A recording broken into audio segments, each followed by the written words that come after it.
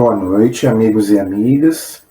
Vamos gravar o nosso vídeo de hoje da nossa Escola Teológica Católica, pedindo sempre, como a gente faz sempre, a Deus que nos abençoe, nos ilumine, ao Divino Espírito Santo, para que a gente possa falar aqui realmente aquilo que for da vontade do Senhor. Em nome do Pai, do Filho e do Espírito Santo. Amém. Vinde, Espírito Santo, enchei os corações dos vossos fiéis e acendei neles o fogo do vosso amor.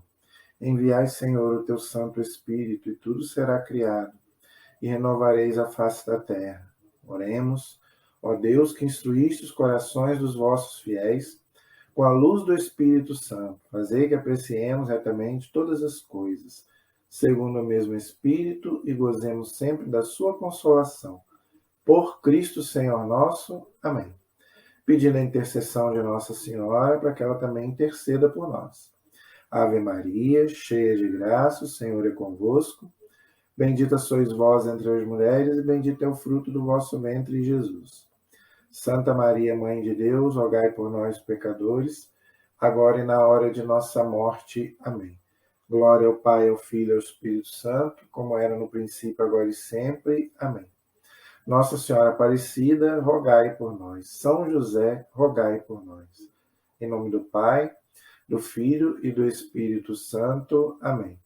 Boa noite, espero que todos estejam bem, todos estejam na santa paz. Então, hoje nós vamos continuar o nosso estudo bíblico que nós estamos fazendo. Graças a Deus, não é? A gente já teve aí várias aulas sobre o livro do Gênesis, tá aí no nosso canal. Você que é inscrito, você pode assistir várias vezes se você quiser, tá? Ficou com dúvida, pode colocar aí pra gente, ok? E nós já estamos no segundo livro da Bíblia, que é o livro do Êxodo, né? Nós sabemos que o Êxodo significa saída, ok? E nós, na última aula, a gente pôde estudar sobre as pragas, as famosas pragas do Egito, as 10 pragas do Egito. Então a gente fez aí, né, um vídeo explicando sobre aquelas 10 pragas que já é bastante conhecida, né? Já teve filmes, novelas, não é? Mas muita gente tem curiosidade, muita gente pergunta como é que foi, né, a questão das pragas. Então, se você ainda não assistiu, assista aí o nosso último vídeo sobre o livro do Êxodo, que nós explicamos sobre as pragas do Egito. E nós paramos no capítulo 11, que foi a última praga, que é a morte dos primogênitos.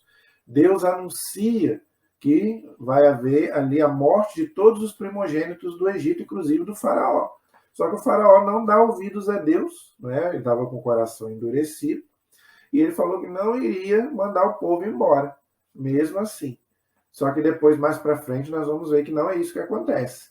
O filho dele morre e ele acaba soltando o povo. Mas nós vamos chegar lá. Então, nós paramos no capítulo 11 do livro do Êxodo. Então, nós vamos retomar. Aí, você que tem a Bíblia, tá, católica, ok?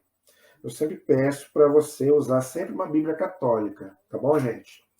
Porque tem muitos católicos que, às vezes, tem, né, Bíblia protestante em casa, ou porque ganhou, ou porque, né, outro motivo. Então a gente pede para não usar a Bíblia católica no nosso estudo protestante. Por quê? Além de ser traduções diferentes, a interpretação também é diferente, tá? Então, a Bíblia protestante ela é incompleta, tá? Ela está faltando 7 livros, todos nós já sabemos. Fiz um vídeo sobre isso, explicando a questão da diferença entre as Bíblias católicas e protestantes. Então você vai ver lá livros, né? Além dos 7 livros também, alguns complementos também de alguns livros também que não tem na Bíblia protestante. Então é bom católico usar a Bíblia católica, protestante usar a Bíblia protestante, tá? Agora, sendo uma Bíblia católica, você pode usar qualquer tradução. Pode ser da Ave Maria, pode ser da CNBB, tá? Pode ser qualquer Bíblia. Eu uso a de Jerusalém, que para estudo eu gosto mais. Eu acho uma Bíblia bem completa, boa para estudo, tá? Então eu uso sempre a de Jerusalém. Inclusive, para fazer teologia, a gente usa a de Jerusalém. Mas se você quiser usar outra, pode usar, sendo católica, ok? Então, Nós paramos aí no capítulo 11. Ah, gente, eu esqueci de falar no começo que a minha voz hoje não está muito legal. Eu estou vindo de uma gripe, tá? Então, ela não está ainda 100%. A minha voz ainda não está 100%. Então, eu espero que você possa entender, ok? O que eu estou falando, eu vou procurar falar mais alto que eu puder. Se eu não conseguir, vocês me perdoem. É a nossa limitação humana, tá? Eu poderia até não fazer o vídeo hoje, mas eu senti em condições, nem que seja baixinho, né? Talvez eu não possa falar muito alto, mas eu acho que até baixinho eu possa falar. Tá? A gente sabe que está aí um tempo muito seco, né, em Itaperuna, está faltando chuva. Vamos rezar, pedir a Deus que mande uma chuvinha para nós. Está dando muita gripe, muita, né, essas doenças respiratórias, não é verdade? E fora a Covid, dengue e outras que estão vindo por aí. Então vamos pedir a Deus que, quem sabe, mandando uma chuvinha, não apague essa poeira e a gente possa passar por essa virose aí. Está uma virose terrível em Itaperuna de gripe. E eu também passei por ela, tá bom? Então, espero que vocês entendam, compreendam, tá bom? Se eu não conseguir falar muito alto, pelo menos ver se dá para vocês me entenderem e me escutar, ok? Então, gente, a gente parou no capítulo 11, que foi a questão das pragas, que nós estudamos todas as 10 pragas do Egito, ok? No capítulo 12, tá? Nós vamos estudar sobre a Páscoa judaica, tá? Lembrando, gente, que a Páscoa é uma festa que já tinha no judaísmo.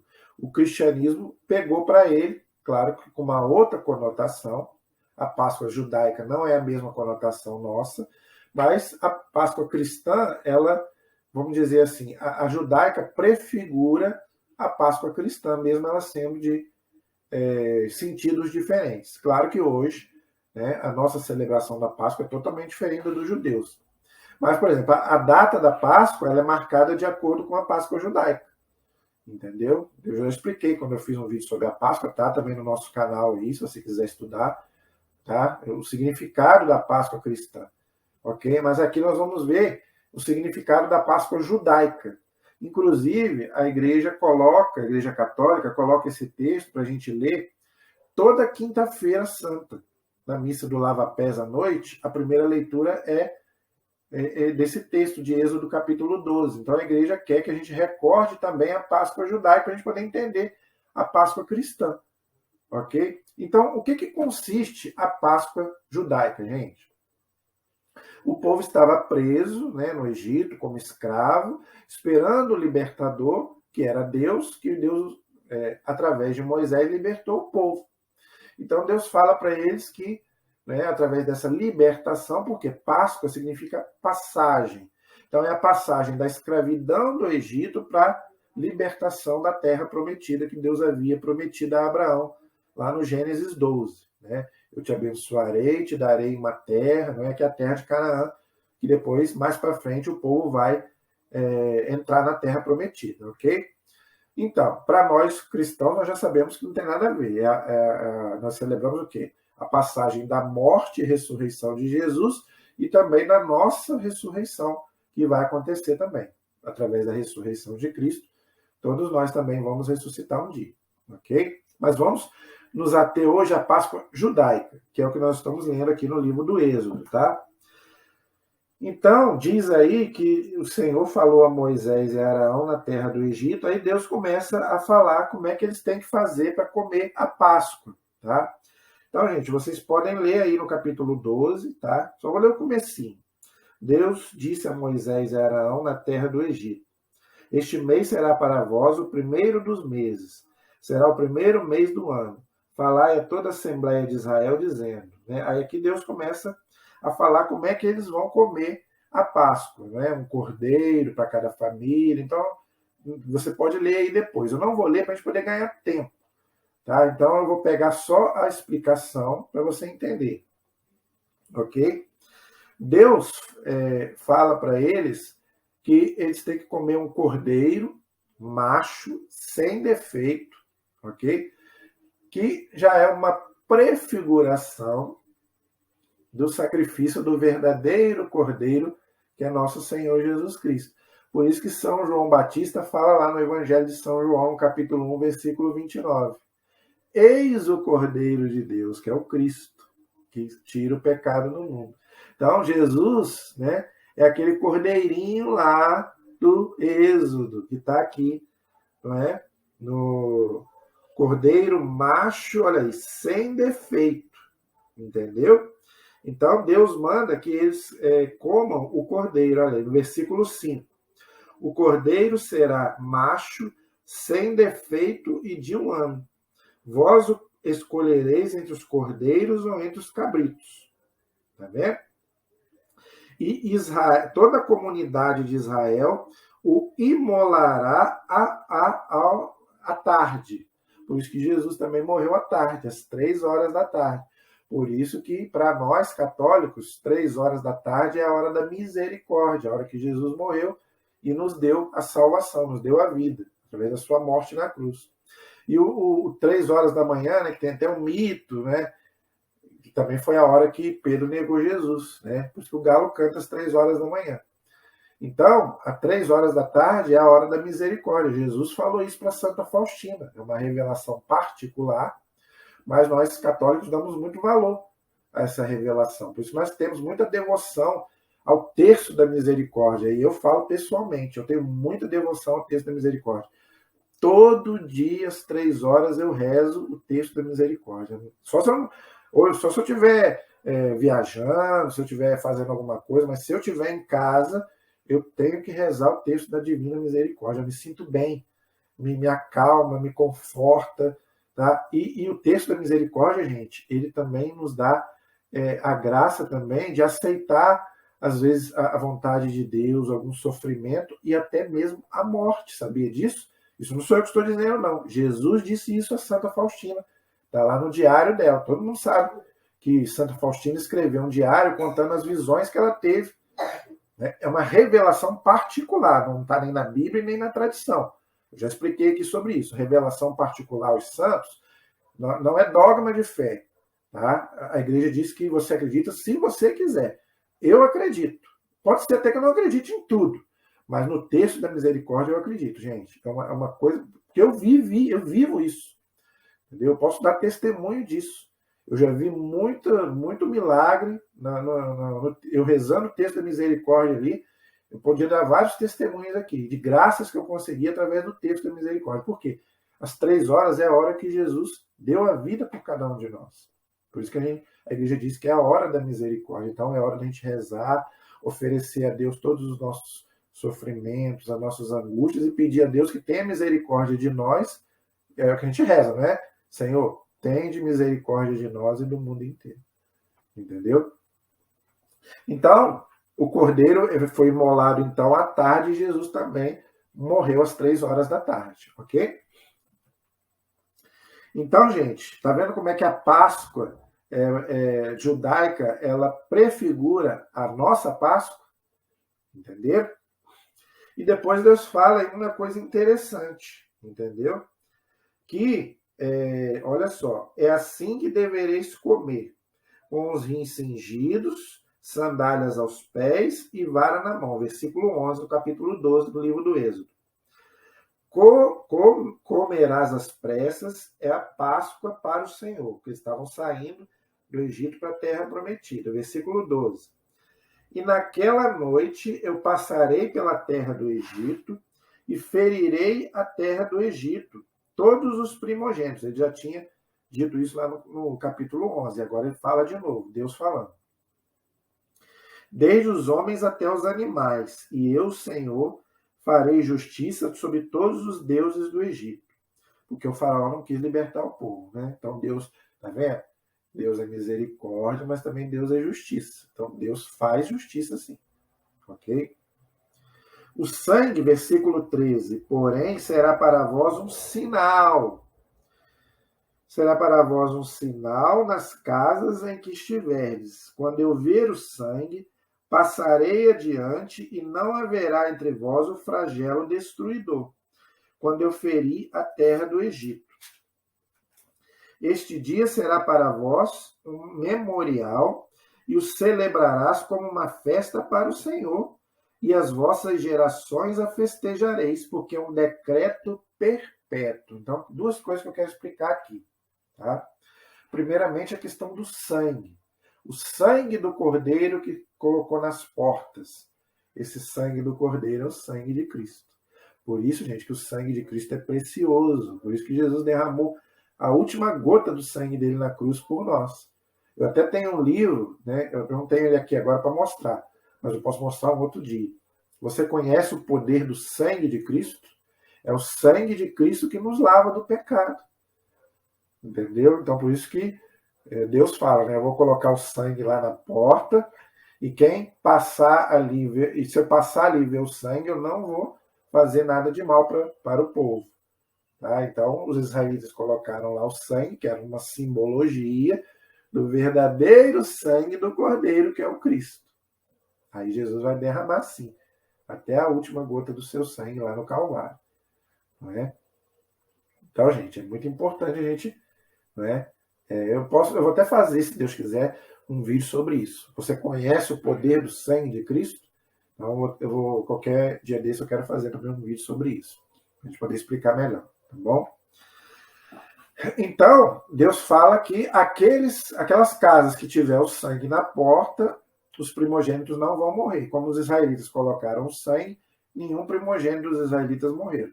Os egípcios, como não fizeram, morreram, tanto os primogênitos dos animais como das pessoas, inclusive o do faraó, que nós vamos ver daqui a pouco, tá bom? Então, essa questão do sangue aí é importante, tá? E outra coisa, Deus fala aqui que é para celebrar a Páscoa todos os anos. Por isso, ele fala aqui, ó, será para vós um memorial e celebrareis como uma festa para o Senhor. Vossas gerações a festejareis, porque é um decreto perpétuo. Ou seja, todo mundo sabe, prisão perpétua. O cara foi preso, uma prisão perpétua, ou seja, até morrer, não é verdade? Então Deus fala aqui que a festa da Páscoa tem que ser celebrada por vossas gerações todos os anos. Por isso que a igreja celebra todo ano, né? O Natal, a Páscoa, o Pentecostes, aquelas festas lá dos judeus. Eu fiz aí vídeos, fiz sobre o Natal, fiz sobre a Páscoa e fiz também sobre o Pentecostes. Essas 3 festas a igreja celebra todo ano. E a Páscoa é a principal. Eu falei, vou falar de novo. A Páscoa é a primeira festa que é marcada no calendário civil. Não é nem no calendário cristão, não. Através da Páscoa é marcado o Carnaval, a Quaresma, tudo é marcado. Por quê? Porque a Páscoa, diferente do Natal, que é sempre 25 de dezembro, que a igreja fixou, a Páscoa ela varia, porque de acordo com a lua cheia dos judeus, lá do hemisfério norte. Eu expliquei melhor sobre isso, não vou voltar para a gente ganhar tempo. Se você ainda não assistiu, assista o vídeo que eu fiz sobre a Páscoa, eu expliquei direitinho essa questão. Então, através da Páscoa, é marcada todas as outras festas, inclusive do calendário civil. Até o Carnaval, a Quaresma e todas as outras coisas. Por quê? Por causa da importância da Páscoa, gente. Para nós, cristãos, é o maior acontecimento, que é a ressurreição de Cristo. E os judeus também celebram todos os anos, sabia disso? Só que os judeus celebram a Páscoa antiga, a Páscoa dos judeus. Eles comemoram o quê? A saída, né, dos judeus da terra, do Egito para a terra prometida. E eles ainda... Isso é a parte triste, né? Eles não reconhecem Jesus como Deus, então não celebram a nossa Páscoa. Tá? Eles ainda esperam o Messias, né? Só que a gente sabe que o Messias já veio, que é o nosso Senhor Jesus Cristo, mas a gente respeita. Ok? Então, gente, muita gente pergunta por que a igreja celebra todo ano a Páscoa, mesmo sendo em datas diferentes? Porque Deus mandou aqui, tá? Vai ser um decreto perpétuo, ok? Está aí no versículo 14, tá? A Páscoa também é a festa dos ázimos, que está aí no versículo 15 até o versículo 20, tá? Inclusive, na Eucaristia, que a gente faz outra coisa, diz aqui que olha só, será para vós um memorial, tá aqui também falando, né, na Sagrada Escritura. Por isso que na missa a gente faz também a memória da Páscoa de Cristo, que é a sua morte e ressurreição. Mas só que a nossa memória é diferente da dos judeus. Os judeus celebram uma coisa que aconteceu lá no passado, há 2, 3 mil anos, mais de 3 mil anos atrás, 4 mil anos atrás. A nossa memória não. Eu já expliquei sobre isso. A nossa memória é uma coisa que acontece, é uma perpetuação, tá? Que a teologia chama de anamnese, tornar presente. Então, na missa, nós celebramos o Calvário de Cristo todo, né, como se estivesse acontecendo naquele momento. Porque para Deus, gente, não existe o tempo. O que para Deus é passar, o que para nós é passado, para Deus é presente. A própria Bíblia fala isso. Um dia para Deus como se fosse 1000 anos como se fosse um dia. Entendeu? Então, Deus fala que é para a gente fazer memória. Só que a memória dos judeus é uma coisa. A nossa perpetuação da missa, da Páscoa cristã, é outra totalmente diferente. E aqui, Deus vai falar da questão dos pães ázimos para poder celebrar a Páscoa. Além do cordeiro, eles tinham que comer pão ázimo. O que é um pão ázimo? É um pão sem fermento. Por isso que as nossas hóstias são sem fermento. Sabia disso? Muita gente pergunta. A nossa hóstia que a gente recebe, que se transforma no corpo de Cristo, a transubstanciação, de que ela é feita? Pão, trigo sem fermento. Não pode colocar fermento na hóstia. Sabia disso? Todo mundo aqui que já comungou sabe. A hóstia não tem fermento. Por quê? Porque ela tem que ser igual à Páscoa judaica. E eles comiam pão ázimo, pão sem fermento. Tá aí. Depois você pode ler. Eu não vou ler para a gente poder ganhar tempo, mas está aí no Êxodo capítulo 12, versículos de 15 a 20. Tá? Por quê? Deus manda, por quê? Aí no versículo 17. Observareis, pois, a festa dos ázimos, porque nesse dia é que eu fiz o vosso exército sair da terra do Egito. Vós observareis esse dia em vossas gerações como um decreto perpétuo. Tá vendo? Por isso que a gente também celebra a missa todos os dias. O único dia do ano que não tem missa é a Sexta-feira Santa. É o dia que Jesus morreu. Mas tirando isso, a igreja celebra a missa todo dia, mesmo que o padre estiver doente, não tiver padre. Mas se tiver padre, a igreja celebra todo dia a missa. Porque Deus mandou. Tá? E a nossa hóstia, por isso que a hóstia ela não tem fermento. Tá? Por causa disso aqui. Tem que ser pão ázimo, assim como eles também comeram, tá? O pão também sem fermento, os judeus. Tá? Então, tudo a gente copia, entre aspas, dos judeus, só que uma nova conotação. A nossa conotação é uma conotação cristã e eles não. Eles ainda celebram a Páscoa, essas festas. Os judeus celebram, mas de acordo com eles lá. Nós não, a gente celebra, tá? A gente copiou, entre aspas, algumas coisas deles, mas a gente transforma numa festa cristã. Porque a gente não é judeu. Por exemplo, eles guardam o sábado, nós guardamos o domingo. Nós vamos ver sobre isso daqui a pouco. Tá? Então tem várias coisas então, que a Igreja Católica teve que, não é, adaptar, não é, vamos dizer assim, para o cristianismo. Por exemplo, eles tinham que se circuncidar para comer a Páscoa. Nós vamos ver daqui a pouco. Nós não precisamos de circuncisão. Nós precisamos do batismo. Entendeu? Então, olha como é que a igreja ela faz as adaptações daquilo que é judaico para aquilo que é cristão. Porque nós não somos mais judeus, nós somos cristãos. Os judeus eram só uma prefiguração, não é, do cristianismo. Eu fiz vídeos aí sobre a história do judaísmo e também a história do cristianismo. Então, se você... Isso é bom, gente, a gente estudar para a gente poder entender essas coisas. A nossa fé é bonita por causa disso, mas para isso a gente tem que entender as coisas. Então, você que está começando agora na fé, assista esses vídeos aí mais de uma vez, se você puder, para você poder entender essas coisas, para sua fé ficar mais forte. Ok? Aí ele vai falar também sobre a questão da Páscoa, tá? Prescrições sobre a Páscoa. Diz aí que Moisés convocou todos os anciãos de Israel, não é? Aí Moisés vai falar a mesma coisa que Deus falou, para eles, né, marcar lá com sangue na porta, não é? Para lembrar de tudo que aconteceu, né, ali no Egito, né? Mas tudo isso aqui nós já falamos, ok? Interessante, no versículo 26, no capítulo 12. Quando vossos filhos vos perguntarem, que ritual é este? Respondereis, é o sacrifício da Páscoa para o Senhor, que passou adiante das casas dos israelitas no Egito, quando feriu os egípcios, nos livrou das nossas casas. Então o povo se ajoelhou e se prostrou. Foram-se os israelitas e fizeram isso, como o Senhor ordenou a Moisés e a Araão, e assim fizeram, obedeceram. Tá vendo? Isso aqui já é uma coisa que a gente tem que aprender com o judaísmo. O judaísmo, eles passam aquilo ali de geração em geração. Você sabia disso? É só você pegar aí um filho judeu, você vai entender. Os muçulmanos também, eles são assim. Eles passam a fé de geração em geração.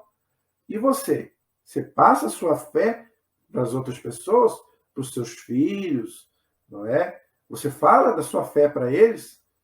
Isso aqui é importante, tá? Então você já deve criar o seu filho desde pequeno na lei do Senhor. Levar para a igreja, mas não é só levar para a igreja, não, gente. Em casa também. É a igreja doméstica. A fé começa em casa, tá? Então você deve ensinar os seus filhos e mostrar para eles, ó, a nossa fé vem lá de 2000 anos, de Jesus que morreu, ressuscitou. Né? Então você deve também fazer o que os judeus fazem e que também os muçulmanos também fazem muito bem. Tanto que eles criam ali, eles naquela rigidez da doutrina. Claro que você não deve fazer isso também, ser muito rígido na questão. Você deve ensinar a doutrina, mas também você também não deve afrouxar demais também. Tudo na vida, gente, eu já falei isso aqui. Tudo na vida tem que ter um limite, não é? Nem 8 e nem 80. Mas você deve sim, né? Infelizmente, o católico ele é muito relaxado. Infelizmente. Né? Às vezes não batiza nem a criança. Né? Eu conheço várias crianças aí que não tem nem batismo ainda, gente. Pelo amor de Deus, leva essa criança para batizar. Tá? Então vamos levar as nossas crianças para Deus desde pequeno. Isso que os judeus fazem, isso que os muçulmanos fazem. E que a gente possa fazer também. Ok? Aí Deus vai anunciar a morte do primogênito do faraó. Por quê?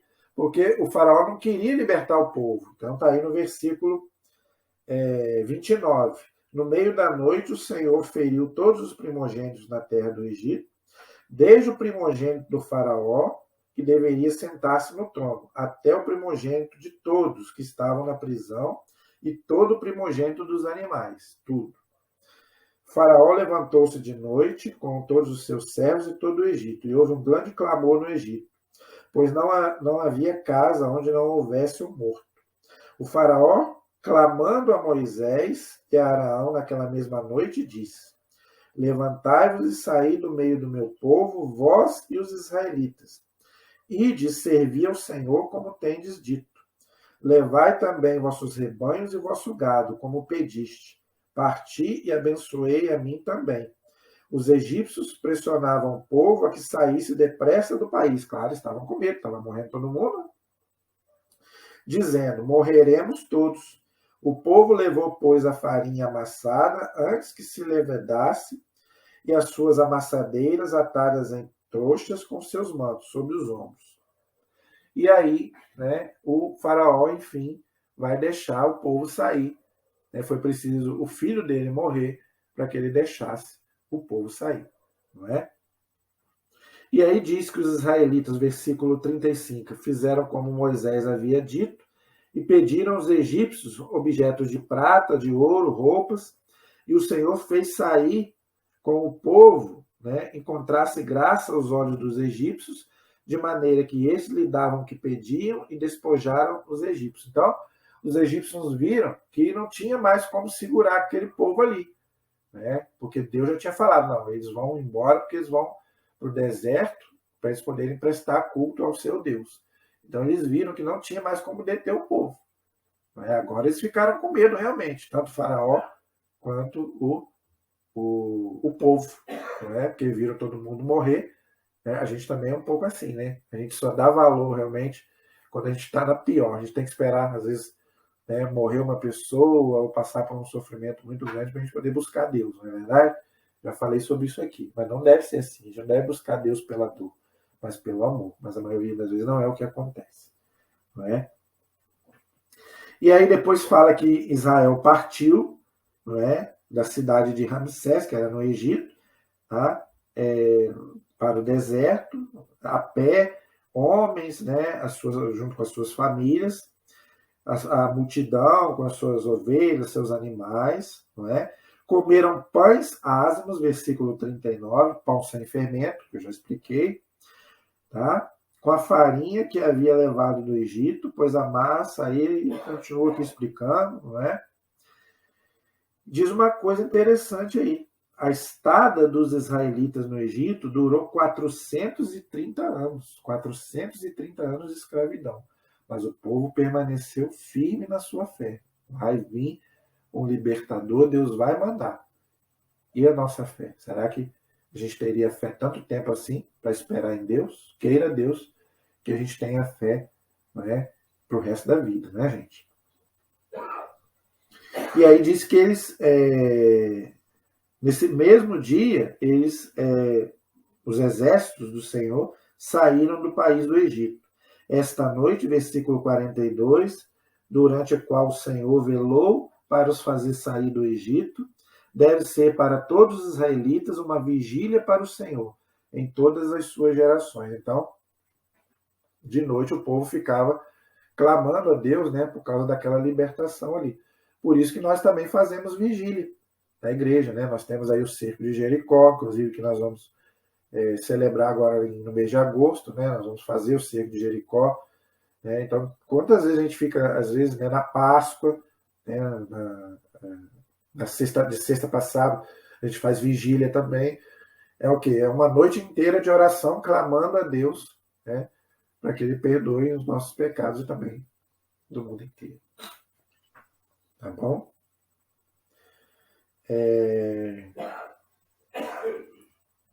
Então, o Senhor disse a Moisés e a Araão. Aí aqui ele começa a falar sobre a questão, né? Quem é que pode ou não pode comer a Páscoa. Ele explica aí no versículo 43 até o versículo 51. Ok? Ele diz aí que só aquele que é circuncidado poderá comer, tá bom? Da Páscoa. Tá bom, gente? Aquele que não é circuncidado não poderá, né, comer da Páscoa sem antes passar pela circuncisão. O que isso traz de ensinamento para nós hoje? Ninguém pode receber a Eucaristia sem ser batizado. Por isso que a gente que é catequista, a gente procura fazer isso. Primeira coisa que a gente pergunta, você é batizado? Se você não é, você precisa batizar para poder receber a comunhão, que Deus fala aí desde lá do Antigo Testamento. Nem todos podiam comer a Páscoa, não. Só aqueles que eram circuncidados. Para nós, hoje, a circuncisão é o batismo. Ok? Então, se você ainda não é batizado, batize o mais rápido possível. Aí você pode, né, receber a Eucaristia, tá bom? Versículo 49.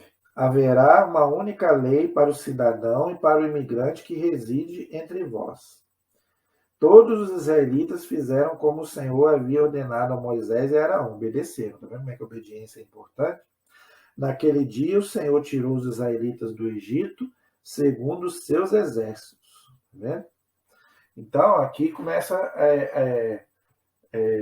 a saída deles. Aí agora eles vão, então, marchar para o deserto. Né? Essa travessia, gente, seria rapidinho. Seria em 15 dias eles fariam essa travessia. Eles ficaram lá 40 anos por causa de desobediência e de idolatria, tá bom?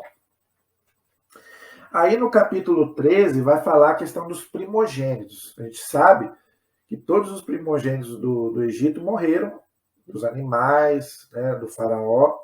Então Deus vai falar uma coisa interessante aí. O Senhor falou a Moisés dizendo, consagrar-me todo primogênito, todo que abre o útero materno, entre os israelitas, homem ou animal será meu. Então era uma lei, desde lá do Antigo Testamento, que todo primogênito, ou seja, o primeiro filho, seria consagrado ao Senhor, independente se a mulher tivesse 1 ou 10. O primeiro era consagrado ao Senhor. Era uma lei lá do Antigo Testamento. Tá? O próprio Jesus aconteceu isso. A gente sabe que Jesus é o primogênito e é também o unigênito. Tá? Desculpa, gente. Então, Jesus, ele também foi consagrado naquela apresentação que Jesus foi apresentado no templo para Simeão, né, para a profetisa Ana, está lá no Evangelho de São Lucas, capítulo 2. Por que Jesus foi consagrado? Porque ele era o primogênito e também era o unigênito, tanto de Deus, a gente sabe disso, que Jesus é o filho único do Pai, mas também da Virgem Maria e de São José, que eram os pais adotivos de Jesus. São José, pai adotivo, Nossa Senhora é mãe legítima. Não é? E Jesus foi o filho primogênito e unigênito também de Maria e José. Eu já fiz vídeos aí também sobre a questão da virgindade, também dos irmãos de Jesus. Então, por isso que Jesus ele foi consagrado no templo. Por quê? Porque ele foi o primeiro. Independente de quem, se a mulher tinha 10, 15 filhos. Mas o primeiro ele tinha que ser consagrado a Deus. Ok? Era uma lei do Antigo Testamento, só você ler aí. Aí depois aqui, Moisés relembra a questão da questão da festa da Páscoa, que é chamado dos ázimos, não é? Está aí no versículo de 3 até o versículo 9. Não é? Então Moisés aí, ele relembra o povo. Olha o versículo 5. Quando o Senhor te houver introduzido na terra dos cananeus, ou seja, na terra de Canaã, né? Dos heteus, amorreus, heveus, jebuseus, ou seja, os pagãos que habitavam a terra de Canaã, tá bom? Que jurou a teus pais te dar, terra que mana leite e mel, lembrando que Deus já tinha prometido isso a Abraão, tá lá no Gênesis 12. Guardarás este ritual, ou seja, da Páscoa, né? Comerás pães ázimos, sem fermento, durante 7 dias, e no 7º dia haverá uma festa para o Senhor. Durante 7 dias comerás pães ázimos, tá? Não haverá em tua casa nada de fermentado, nem em todo o teu território. Por isso que não pode, a hóstia não pode ter fermento, tá, gente? Então a hóstia tem que ser sem fermento. Naquele dia, assim falarás a teu filho: eis que o Senhor fez por mim quando saí do Egito. E será como um sinal da tua mão, uma memória entre os teus olhos, para que a lei do Senhor esteja na tua boca, pois o Senhor te tirou da terra do Egito com a mão forte. Observarás esta lei no tempo determinado, de ano a ano, ou seja, todos os dias. Então, é uma coisa que Deus mandou fazer todo ano. Por isso que nós celebramos a Páscoa todo ano, como eu já expliquei. Ok? E diz aí, né, que o Senhor te tirou do Egito com a mão forte. Então, quem tirou o povo do Egito não foi Moisés, foi Deus. Moisés foi um instrumento. Ok? Então, gente, tudo na nossa vida quem faz é Deus, mesmo que ele use de pessoas, não é? Seja, né, pessoas humanas, seja uma intercessão que a gente peça de um santo, tudo é Deus é quem faz. Tá? Aqui está bem claro. Foi o Senhor quem te tirou do Egito. Então, tudo na nossa vida é Deus quem faz, ok? Mesmo que ele use de pessoas, e na maioria das vezes ele usa de pessoas como aqui usou Moisés para tirar o povo. Ele poderia tirar sem precisar de Moisés, mas ele quis precisar de Moisés e de Arão. Então, Deus geralmente se utiliza de pessoas. Tá? Isso não quer dizer que a gente descarte as pessoas, não. Mas sempre Deus acima de tudo e de todos. Tá? Se a gente colocar alguém no lugar de Deus, aí é idolatria. Tá? Nós já estudamos, já explicamos sobre isso.